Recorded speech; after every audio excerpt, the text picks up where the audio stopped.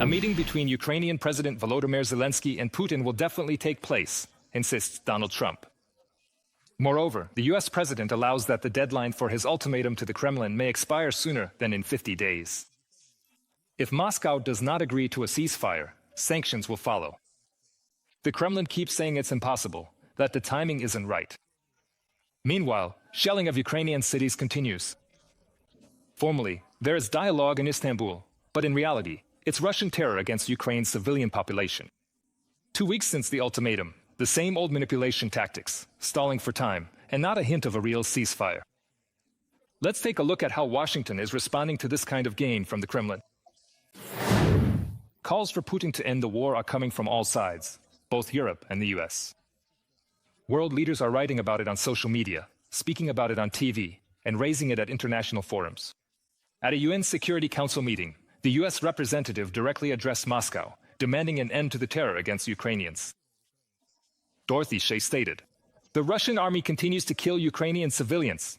Russian drones and missiles are targeting schools, playgrounds, residential buildings, and nursing homes. This must be stopped."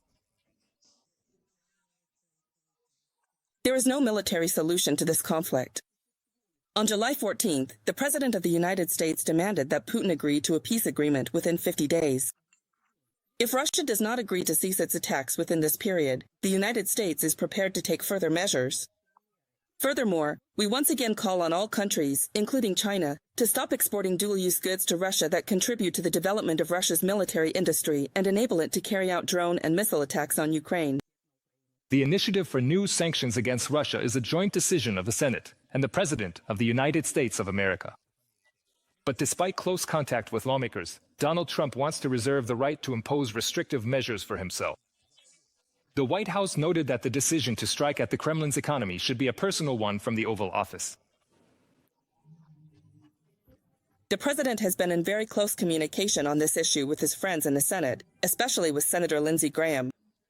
But the president has always maintained that he is the commander-in-chief and that he is president for a reason. And from the very beginning, he has taken an active role in this conflict.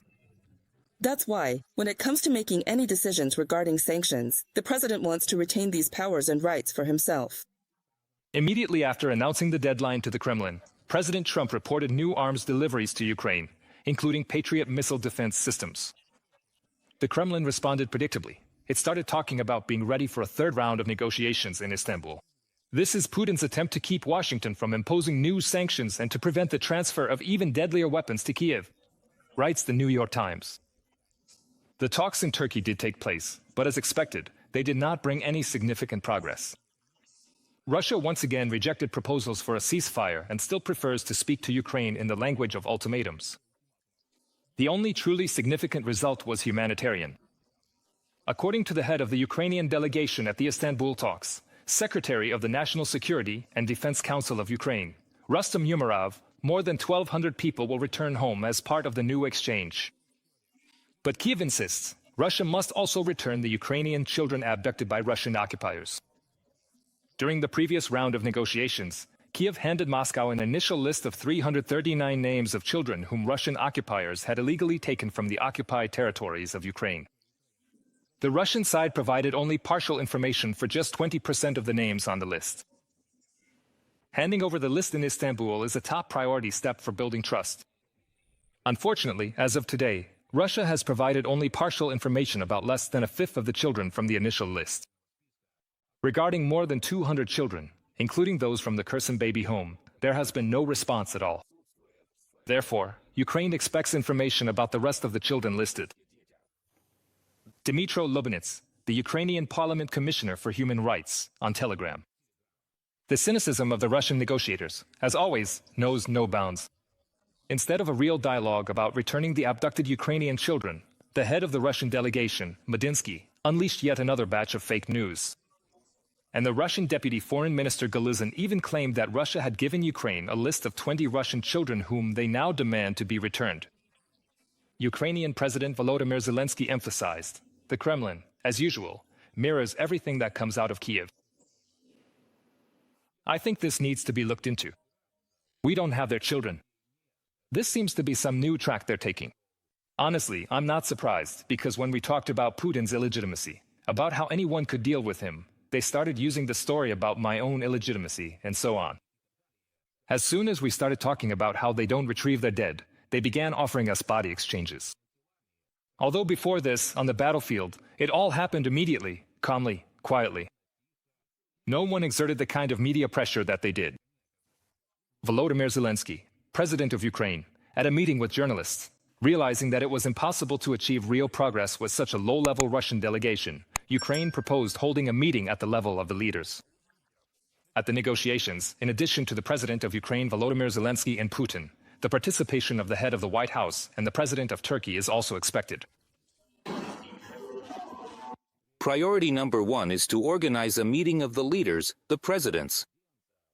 The participation of Presidents Trump and Erdogan would be extremely valuable. We are proposing to the Russian side to hold such a leaders' meeting by the end of August. By agreeing to this proposal, Russia will be able to clearly demonstrate its constructive approach to everyone in the world, including our partners.